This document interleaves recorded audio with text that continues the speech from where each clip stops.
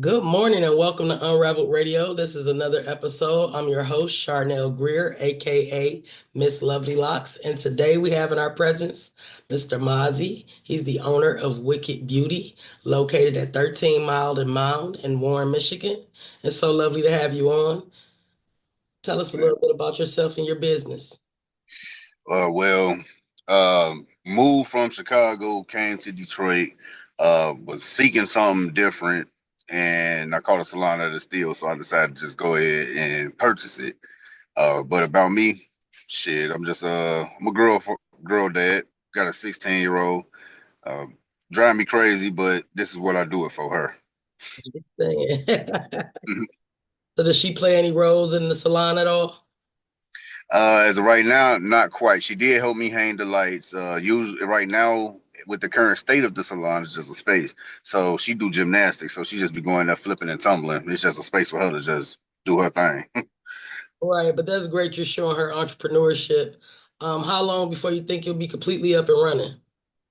Um, actually, I've been ready up and go since August. It's just hard to find stylists.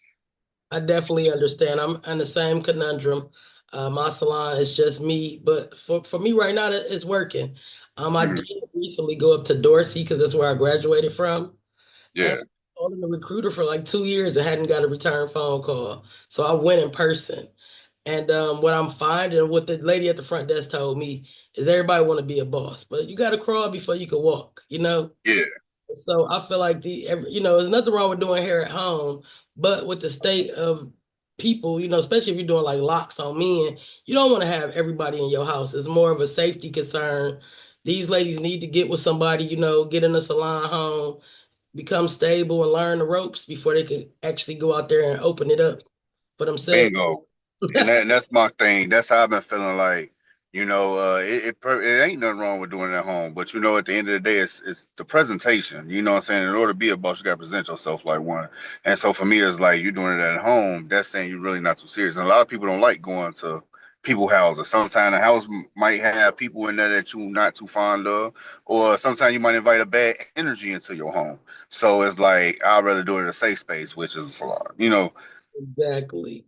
And that's the reason I did hair at home for like 3 years, but I tried to keep it to friends and family and, vetting people. I had a few new clients but now they all been on board with me. And after the 3 years, I went into the salon. I've been there for 4 years. And when people, even my family members now ask me, oh, can I come here? I don't have not a tool at my house to do your hair with. Home and the salon is the salon. Do you bring your work home with you? Exactly, and for me, I don't really, what I'm saying, like I don't do nothing, like I don't cut hair or do well, I can cut, but I don't. I'm not like to do none of that stuff. But for me, so when it comes to the beauty aspect of it, no. What I had plans on doing is making my money. I was gonna brand my salon because I got goals to expand, like back home in Chicago, maybe to Las Vegas. So I'm getting my shampoos and conditioners done, beard oils and everything like that. Uh, as far as putting clothes in there, like branded with the logo on it on little jogging suits for females, getting some workout clothes too, because I'm right next to a gym. So I'm like, hey, I got workout clothes in here. Come get some. But as far as me, that's how I was gonna make my money. And as well, I do massages. I'm a massage therapist. Up. So everything you're saying, I implemented in my first year being open. I had the branded merch. I did my own hair oils, which still sell to this day. I fell off with the shampoo and conditioners because it's trial and error. It didn't sell, so I let it go. Um, Hmm. and so I do everything myself. I'm not quite to the level financially where I'm like outsourcing. I'm making my oils. I'm making my labels. I'm utilizing Yeah. um industry, different companies within the city. I go down to Porter Bottle Company on Fort Street. That's where I order all my bottles from. If it's just like an off season, I'll get them from Amazon, but I much rather support people within the community. And a lot of people don't even know that Porter Bottle Company exists. Yeah. Yeah. So that's what my goal is. And one thing I wish I would have knew before jumping into this uh mess like at work, so I still work a regular ass job, whatever it is, what it is, it's gonna pay the bills. But when I was telling people, they see me, what you doing? working on my business plan. I seen a place online I wanted to buy. Worked out my business plan, writing it day, whatever, they doubting. Next thing you know, within like 2 weeks, bam, I closed on it. Next thing you know, I had keys. Next thing they see me on Facebook, putting chairs together, doing all this stuff. I had a logo, all that. I guess it went too fast for them. So sometimes I feel like in our community, it's best to not attach yourself to anything because a lot of people don't want to see you do Oh, good. Crab in the barrel mentality sometimes. most definitely. And so that's where I'm at with. I have multiple businesses, very little support. But Mhm. until they see you blow up, then that's when everybody want to be on your team. So don't get discouraged. Just keep going. And if there's anything I could do with helping you find stylists or any type of collaborations we can do, I'm always here for it. Like I got the East Point business community. You're free to advertise in there, as well as the Detroit entrepreneurship group. You can advertise in there as well. Awesome. And to piggyback on what you said, like when it comes to, like looking for the supportive people coming when you blow up, my thing is my take on that was I was like, man, because I've been like, why nobody want to support me? I guess my vision ain't their vision. But it's like I gotta give them something to support. So I felt like by me actually giving them something to support and they could see it, that they'd actually be like, all right, well, okay, this dude on to something, let's go. It ain't been like that. Instead, so what I have been doing is utilizing the space that I have for like I might throw little events and smaller events, like amongst coworkers, because we all got some terrible off days. And sometimes we ain't got nothing to do, and we don't want to go out and party with people because the world is crazy now. So I let them come in, but I charge them a little bit just to come in there, sit down, and chill. At least it's comfortable, and you ain't getting kicked out at 2 o'clock. You ain't got to worry about driving. You know what I'm saying? Inebriated. So that's what I've been doing. But at the end of the day, it's getting old because it's like it's a salon. You know what I'm saying? I get depressed. Exactly. You have to be inventive. I even did an art show one year and it did pretty well. We did about $350 at the front door. And but as soon as we got done with that event, one of the people that was there, they went and took the idea and kind of expanded on it like it was their own original thought. It took some of the people, but it never was my intention to be like a art curator or host those events. But you do, as a salon owner, have to reinvent your business sometime to make ends meet so the doors don't close. Yeah, exactly. And that's what's been going on. And then, well, because I had set myself behind because I was throwing a pajama party.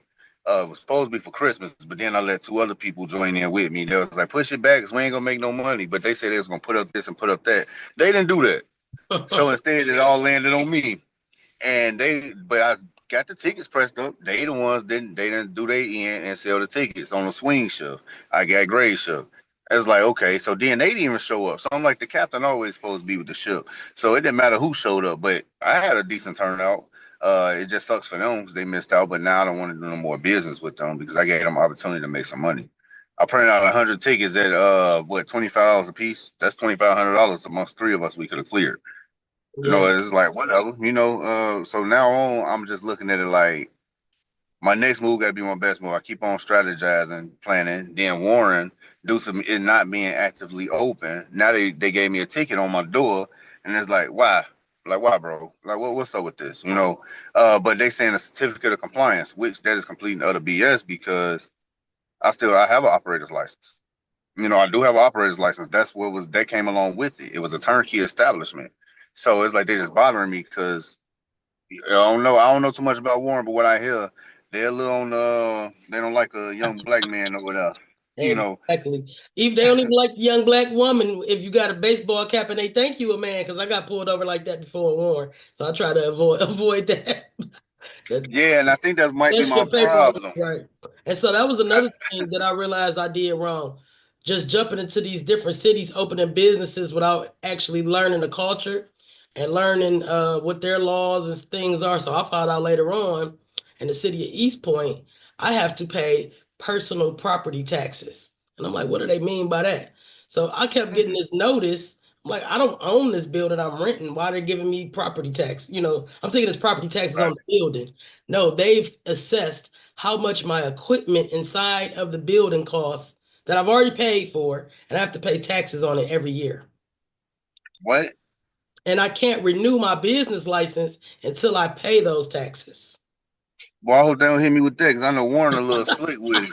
They over slick, like, and I'm just like, wow, because I'm learning so much more and more now with the hair salon. Like, I had businesses and stuff, but here playing by Michigan rules is something totally different. And like, I do financial literacy and I teach, some I restore people credit.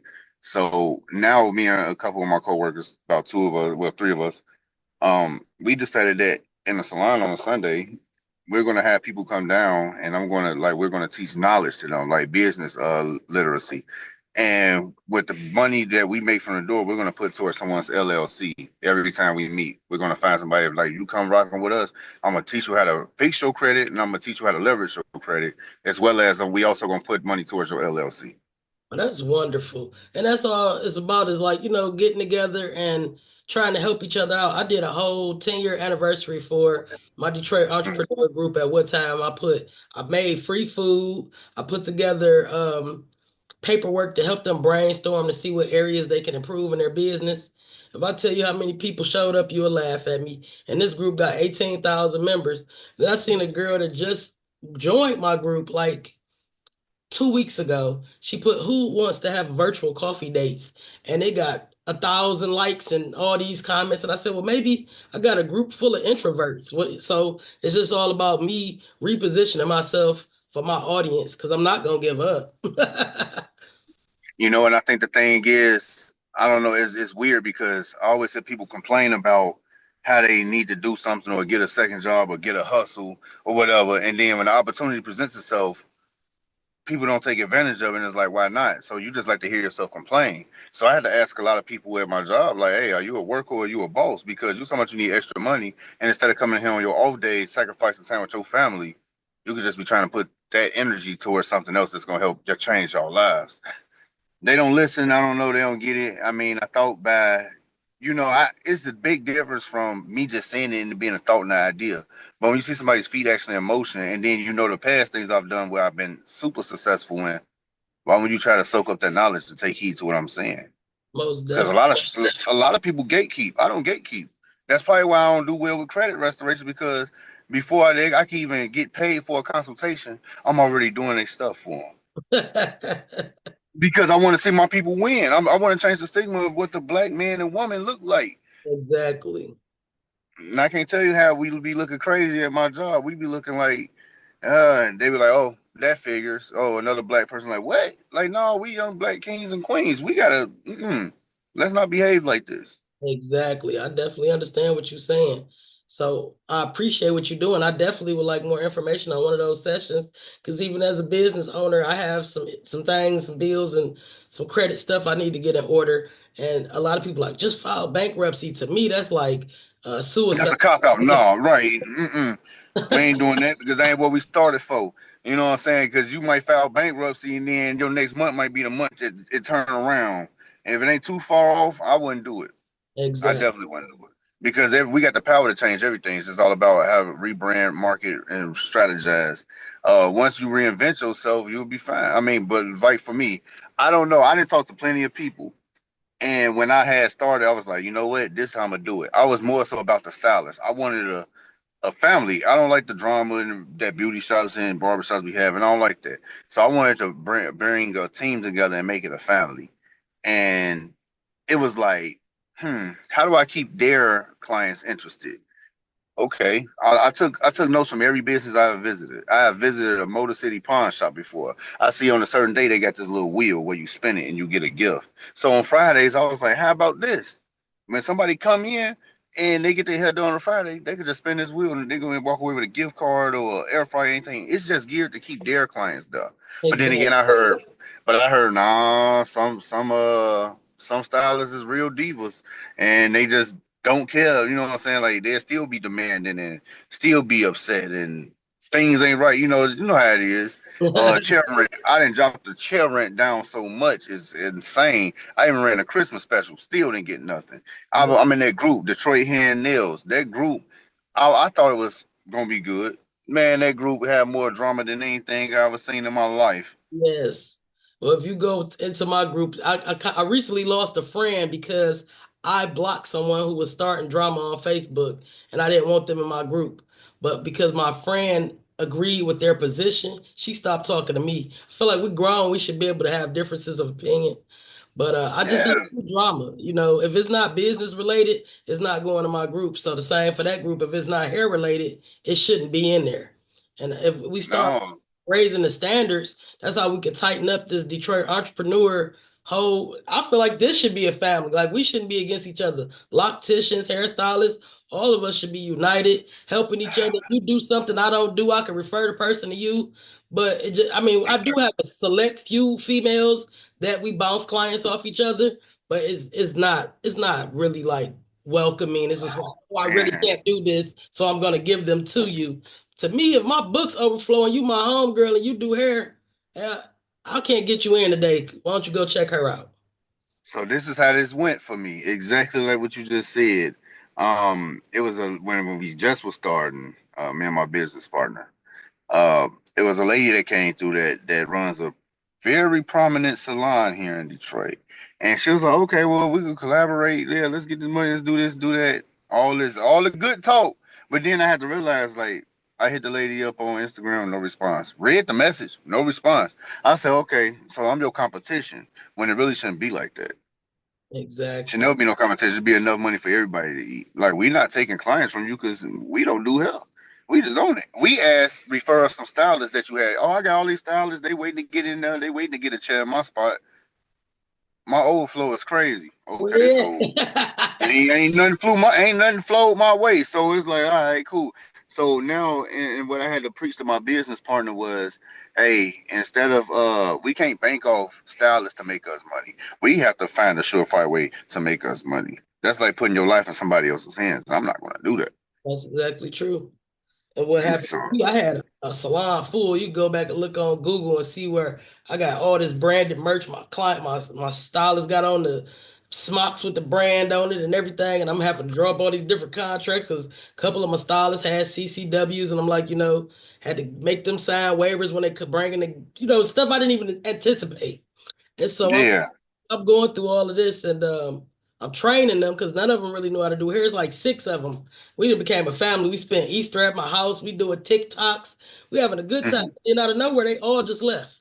I didn't do nothing to nobody. Wasn't no disagreements. They just fell off like flies, one after another. And my thing is, I had them sign to do not compete because I trained them. None of you really came Right. here knowing how to do hair. So I don't Mhm. know where they went or where they are now, but turnover in the hair industry is, and investing and training people. I think I would never do that again. You have to pay me. You want me to teach you. Yeah, see, that's one thing right there what I was looking at. Like, that's one thing I also wish I would have known. Because one thing was I don't like when people be negative. So when I was talking about what I was gonna do, everybody else was like, "Yeah, that's cool." I had people support verbally, but when it came down to it, one guy was like, your first year of business, you lose money." I'm thinking, man, this is a hair salon, man. This is a surefire. Like, ain't no way in hell I'm gonna lose money except for what I spent, and it's gonna take some time to recuperate. Well, I feel like he jinxed me his power in the tongue. Exactly. My first year was slapping. Like I was so irritated with myself. I've been doing hair 28 years. Most of the time, I've been working for corporations, making very minuscule money, and doing hair after hours and working in other people's salons, giving them a cut. My first year out the gate, I was making so much money. I was just like, I don't even know what to do. But Hmm. that's definitely not always the case. And like you said, it's power in the tongue. And so I just kept saying, I didn't even know that Twisted Express was gonna be the name of my business because I always was Miss Lovely Locks. But I kept telling Right. people, I know people do hair better than me. Barb, I'm trying to recruit them. Like, come on, y'all, get on the train. I'm saying get on the train, not even knowing at the time the name of my business is gonna be Twisted Express. And so a lot of people miss the train. Yeah, and I feel like this once it does pop, because at the end of the day, what we do have, I feel like we have the knowledge, the know-how, and the experience. Because actually, you got to be business minded to run a business and keep it stable, whether you got people in there or not. You've been thriving this long, so at the end of the day, there's always somebody looking for a home to go to. I know a lot of people that's in their homes right now, but refuse to come work. The reason why I was so adamant about starting it because I got two homegirls that do hair. And instead of them want to come spend a chair, One on like, let me be a receptionist. I say, so how you have plans on helping me keep the doors open? That mean I gotta pay you. That's more money. Then another one, she talking about anybody got a salon I can do hair. I got a salon and boom, nothing. Then she's talking about it's too far. How's it too far when you drive further for work? Exactly. I think people scared to fail. Yeah, but at the end of the day, that's trial and error. That comes with the Exactly. territory. It take a lot of confidence to do hair. I've had stylists walk out mid shift because they're comparing themselves to me. Like it's not a competition. I've been doing this a Hmm. lot longer, and your price point is where your price point supposed to be for your work. So your client understands Hmm. what they're getting, just like my client understand what they're getting. And if that person wanted to be in my chair, they would be, but they know they're gonna have to Yeah, pay it. your style is your style. I mean, it is what it is. That's why what makes everybody unique. And Yes. as I'm saying, that would be a competition within the salon at all. You know what I'm saying? That's what I'm trying to avoid. And Ex- so one thing I always told people that's like they don't like somebody don't like my logo. And I'm like, you know what? That's cool. It don't matter if you don't like my logo. My logo is just a woman with her hair blowing. You can't tell what she black, white, whatever. She's just neutral. It needs to be geared more so towards the black people. I said, who said that? I was trying to figure it out because I'm You're a like, licensed cosmetologist, you could do all types of hair. and I told them, I say, guess what? I say, the thing is, this place could be black owned and I could have a staff full of white people. It wouldn't matter. It's still black owned. I'm Yes. still, you know what I'm saying? Because sometimes our people is our own worst enemy. And I say, well, shit, I'll do theirs like they did us. Own their asses. It's Black History Month. I had to slide that one in. I know But that's right. And you and Warren, you might open the first Lady James type thing. Start hire a bunch of white folks to do haircuts. Since the sisters don't yeah, act right, you know they what I'm don't saying? they know Because at who the end own of the it. day, our young women that's out here, and I be seeing them. They come through my job, and they doing good. They're real successful. But sometimes when you go visit their establishments, I get so many business cards try to get my hair done. You go there, and the vibe is just not what it is. It is, hate to say it, but it be ghetto. It ain't no, you know what I'm You ain't saying? came to see me yet. No, I haven't. I need to because You I better do need a Google me. I retwist. I'm got some tired of good twisting me up. reviews. Because these people, it's like, man, I just can't understand. I can't fathom having a business and letting it be ran like this. This is the establishment. You should want professionalism now. Party time is party time. Y'all close up, do what y'all do. But while we here, why is it blunts being passed around? Some people don't smoke. That might affect their work. They might catch a contact high.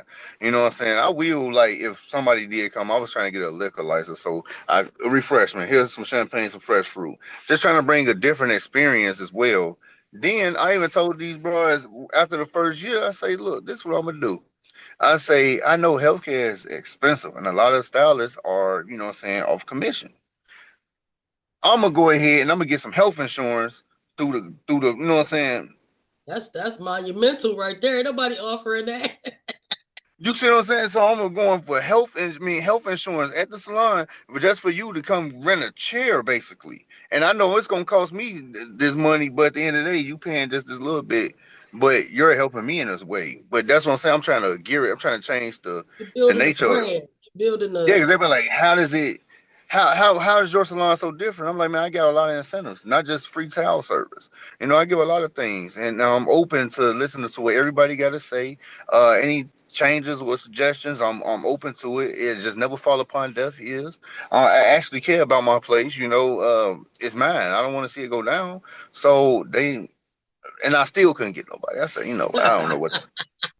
Well, we I don't definitely know, gonna have to man. have you back on for an update because I see this turning around in a positive light. There got to be some young ladies out here looking for a salon home. You seem to have your head on straight. Look, they can get guidance in all different areas with their credit and get some health insurance down the line too. So I mean, it's a win-win Yeah, situation. that's where I'm going with it. Because come on now, let's be real. The way this world is going in this economy, I mean, it's tough out here. We do need health insurance and stuff. Well, let's make sure they ain't trying to put a ticket on my car. You better keep rolling. My other car parked in front of my house in the city of Detroit be tripping. Oh wow. So yeah, I used to feed my stylist, because I sold food from the salon during the pandemic. So I would get them free lunch. I would buy lunch. You do a lot of stuff to appease the stylist. And I mean, at the end of the day, if somebody don't want to be there, you can't keep them. and it just I'm not I haven't found the recipe yet. If I find out, I'll let you know. But I say my longest stylist was like maybe about 8 months. The competition opened up down the street, and she asked me because she worked for me and them. I said, no, sweetheart, that's a conflict of interest. Conflict of interest like a mug. So no, it don't work like that. And I even had to go because I didn't know how to structure the payments and stuff like that. I'm like, okay, so what do I do? Just pay them a base rate, and then they get commission along with that, or just rent them out a chair. Then I was like, you know what? I'll offer both. You know what I'm saying? But That's what if I you do. yeah, you work for commission. I supply everything, but if you coming in renting a chair, you supply your own stuff. Like I'm trying my best, like to get it together, but I am gonna put them under contracts. I have heard about people walking out. Oh yeah, Uh, I heard they just don't come in, or people just don't be dependable, and like I'm telling people, like the last stylist I had talked to, I told her like, sweetheart, like you gotta understand, I understand it's your work, but it's still my name on it because you do somebody hair bad, and somebody said I want to go to Wicked Beauty and get my hair done. I'm like, oh no, that place bad. Just off exactly. one stylist, they ain't even affiliated, really, like not employed through me. Yes. I'm trying to find out Harlot success. What is going on? Lady been thriving. And it's like, all right, slide me some of them people through the back door. Let me know. Let me get a couple. You know what I'm saying? Yeah. It's a lot of lucrative like family oriented salons that I see, that I try to model myself after. But like I said, I haven't found the secret sauce, the recipe. So right now, being solo dolo doing hair is working for me. But I can't wait till I'm back into that buzz of having, the salon field. And I prefer commission because Yeah. it makes the person more hungry. If a stylist just dropping off booth rent, that means they coming and going as they please. And it's really not, then too, like you said, it's your name on the line, but they working in your establishment. When I'm dealing with people that's commission, I'm training them, um, and they're hungry. They doing their best, and they coming in and they really trying to advertise because the more the customers to get, the more they make. Yeah, you right. And that's what I'm saying. Like, it's crazy because I'm right next to this gym, like I told you. So you know what I mean. Time I'm in there, I'm just sitting there doing whatever, making little enhancements to the salon. And I get people coming, hey, when you open? Hey, you open yet? Hey, how much for these braids? I'm like, I don't know. I'm just here. Like, I don't know. Hey, wait till I get a stylist, brother. Check back in a couple months. But the anticipation in the area is high That's good. because I know it's a lot of us in Warren. And so Yes. when they ride past and they see, oh, one of my brothers, I they feel thinking like it's like that. I feel like I know whoever had that salon before you. I just can't remember who it was. That It was sounds. some dude named Justin. It was I International Hair or something like that. Oh, okay. That's Yeah, I don't. It was cool, but they didn't offer what our people be looking for, and it's a lot of us in Warren now. So exactly. that way they don't have to come all the way to the cities. They feel like it's just such a long drive to go from 13 all the way to fucking 8 mile or something. It's not a long. I drive I drive a lot, so it don't bother me to Bother ride me anyway. either. I know. I'd ride the hill if I could. Like it don't matter. But at the end of the day, these people just I don't know. I hate it because it's like, man, like I'm a young man. I'm trying to do something positive, and like I wanted to do a toy drive last year, but I was like, I don't even have no stylist to even participate in it. I Definitely. want to do Thanksgiving giveaways and just little things like I want to give back, even though I'm not from Michigan. Michigan has been good to me because I have met a lot of good people here. That's what's You up. know, and I feel like if I'm here and I'm living here and I'm paying taxes here, I can also give back as well. Yeah, I And know I'll be one. you're a good person because the day I met you, I wasn't doing too good, and you just was a kind soul, making sure I made it to my destination all right. And I definitely appreciate that. So I know that it's a tough road, but as long as you don't give up, I see you being extremely successful. Thank you. Sometimes I can't see it within myself. No, I ain't gonna lie to you. You it's see how they got the beard all gray and stuff. It wasn't like this when we met. But it has stressed me out. When I met you, I actually had the rental car business at that time, and it was I didn't get a brick and mortar, and after I see how some people drive out here, I'm like, I ain't yeah. gonna drive my car like that. And then the potholes already not nice to us Oh out my here. goodness, yeah, that's a bad business for Michigan. Our roads is horrible. Yeah, so I let that close. I'm just gonna do something else with that later on. I'm trying to get back into flipping houses, but I just don't be having the time or the patience. But now they switched my schedule to 410, so I got Wednesday, Thursday, Friday, y'all. Now I got a little bit more time to Right. Well, I got your invest. email address now. I'm gonna forward you some information. I've been getting some emails from the city of Detroit about some stuff going on with these houses, and it's a little bit more technical than I want to get into, but I'll send it to Mhm. you. I actually got some stuff. I got some things to forward you as well, as far as like grants for businesses and stuff that's geared towards minority women. That's is all the grants I got is based towards minority women. I said, you know what, this is crazy. And they don't want to give up nothing, you know what I'm You saying? gotta But sign the business over. yeah, and I got Gotta a be a lot when I silent partner in your own business. yeah, and you know the thing with me, I don't mind taking a back seat, you know what I'm saying, and not being the face of it, because I really don't even want nobody to know I own anything. You know, I'm one of those people that be really humble. I don't want nobody to know it, but I had to put it out there somehow, some way. And then when the questions arise, I don't want to lie to nobody, you Exactly. know. So it's like, yeah, I do. All right, it's mine. Dang, you got me. But as far as that, but you know, one thing I do know and I feel deep down in my heart, if I was back home in Chicago, I know so many people, and all my little homegirls like, man, that's here. Dang, bro, I wish it was. I'd be in there. I work for you. I do this because they know I take care of my people.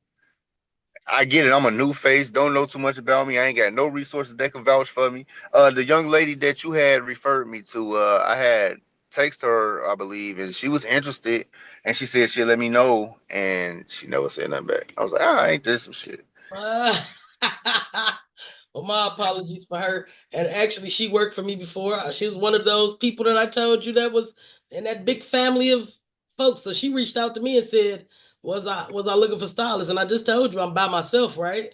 But I don't go Right. backwards in love, business, or anything else. So, and that's my thing right there. So that's what. And so once I didn't even follow up with her and ask her was she still interested because your interest would have shown you would have followed up and kept your word if you And really so wanted now the she's spot. messed up with me because you already no called, no showed me. Then you come back to ask to be rehired, and I tell you, well, I can't, I'm not willing to rehire you, but I'll refer you to someone else. And you don't even go through with that lead, then sweetheart, you're making a bad name for yourself out here in the hair industry. Yeah, like I didn't even give her Like, a price or nothing. I didn't give her a price. I didn't give her anything. We just talked about it. I let her know we're a new salon. Ain't even open, brand new chairs. Everything is brand new. And I just let her know what was going on. And she just like, oh, okay, well, no, yeah, so I'll what let you she letting know. me know is she expected to come back to my salon and eat off my plate like she did in the past. And so, no, you got to work hard. You have to advertise for yourself, and there ain't no more eating off my plate. You come in here, Yeah, you got to bring your own first three clients before I even put somebody in your chair. How about and that? that be my thing though, because at the end of the like I know most businesses will follow up somebody, hey, are you still interested? This, that, no. I'm not gonna do that because at the end of the day, like I said, hey, if you're not interested, it'll show. We dealing one on one. It's not a corporation where you a file number and I'm just a manager. No, I'm actually like you're talking to me one on one. So why wouldn't you follow up at least? You know what I'm saying? I started to say, hey, interested. But I was like, no, I'm not gonna do that. If she interested, I give Exactly. her a week. I give her a week, see how serious she is. Maybe something came up. But even then, stand on your word and be punctual. Yeah, I've had people come for full-fledged interviews. I like them. I tell them what day to come back and start. They don't even show up. I don't reach out. And you know what I'm saying? Like everybody ain't that died in a car accident. These people are still alive somewhere, and Yeah, they like just they not just don't want to do motivated. it. Or some people don't like the salon or they feel like I can make more money at home. But the hairstyles that some of these females be doing, they be like three to $400 a hairstyle. So it's like you do one of those hairstyles, you still walking away with majority of the money you get off this hairstyle. I'm Mhm. asking $150. That's it. This is all with everything else included. But at the end of the day, somebody told me, well, in Detroit, I know the spot. They charge $80 a chair, and another one charge 50 a chair. And then I look at the salons. I say, I see why. They Exactly. look crazy on the inside. Right. But man, I would want my clients in the comfort, Yes, most definitely. and I got a comfortable feel in there and everything. It's 1,200 square feet. It's open. It's bright. I got my little TV in there. I'm still doing other little enhancements to it, but I just feel like it's comfortable and it got good energy when you walk in the door. Mm, That's good. That's all we can ask for. It's been a pleasure having you on. And I definitely want to connect. Make sure you send me those resources. I'll I send you definitely the time. will. And think about stopping in some of the different hair schools. I'll send you a list There's about 5 or 6 that I could think of off the top of my head. Maybe call ahead and see if you come up there, do a presentation or something, and I let had went to Paul Mitchell. They was, it's. I feel like it's hard for me because I went to the one on like 20, like 17 Mile and Van Dyke or something like oh that. man, I feel like it's hard for me because I go in there and it's like they looking at me like, okay, what is this dude doing here? Like, right. men could jump in the hand industry, like you know what I'm saying. But I'm just trying to talk to them. They wouldn't let me talk to them. They just took my packets, put them in a little room. And I was like, well, could I at least speak to the graduates? No. So I'm like, forget it. I just got a parking lot pimp. Go out here and Yeah, work my number. that's Talk to true. them. Hey, I don't know. I'm trying it. But yeah, we definitely touch bases, get some resources. I definitely do need to get my hair done. I'm Okay. going crazy because, yeah, it's Does the rough right now. salon have any social media or not as of yet?